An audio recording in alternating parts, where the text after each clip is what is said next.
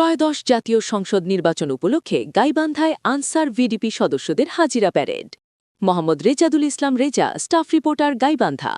নিরাপদ পানি ও ভ্রাম্যমাণ টয়লেটের ব্যবস্থা। আসন্ন ত্রয়োদশ জাতীয় সংসদ নির্বাচন ২০২৬ উপলক্ষে গাইবান্ধা জেলায় নির্বাচনী দায়িত্ব পালনকারী আনসার ও গ্রাম প্রতিরক্ষা বাহিনী ভিডিপি সদস্যদের অংশগ্রহণে এক প্রস্তুতিমূলক হাজিরা প্যারেড অনুষ্ঠিত হয়েছে। বাংলাদেশ আনসার ও গ্রাম প্রতিরক্ষা বাহিনী জেলা কমান্ড্যান্ট কার্যালয় গাইবান্ধার আয়োজনে আগামী ১০ ফেব্রুয়ারি ২০২৬ তারিখে গাইবান্ধা জেলা স্টেডিয়ামে এই হাজিরা প্যারেড অনুষ্ঠিত হয়। এতে নির্বাচন দায়িত্বে নিয়োজিত প্রায় ৯,০০০ আনসার ও ভিডিপি সদস্য ও সদস্যা অংশগ্রহণ করেন।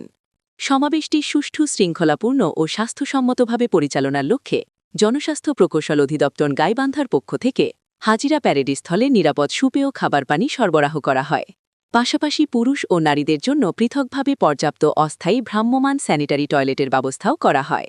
জেলা আনসার ও VDP commandant Mohammad Abu Sulaimani BVMS BAV ১২০-১৭-৩ জানান, জাতীয় সংসদ নির্বাচনের মতো গুরুত্বপূর্ণ দায়িত্ব পালনে অংশগ্রহণকারী সদস্যদের জন্য স্বাস্থ্য ও স্যানিটেশন ব্যবস্থা নিশ্চিত করা অত্যন্ত জরুরি।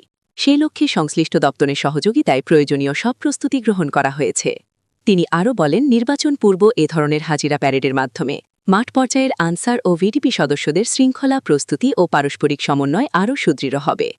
এদিকে সংশ্লিষ্টরা আশা প্রকাশ করেন, এই প্রস্তুতিমূলক কার্যক্রমের ফলে আসন্ন জাতীয় সংসদ নির্বাচন শান্তিপূর্ণ, সুষ্ঠু ও সুশৃঙ্খলভাবে সম্পন্ন করতে আনসার ও ভিডিপি সদস্যরা গুরুত্বপূর্ণ ভূমিকা পালন করবেন।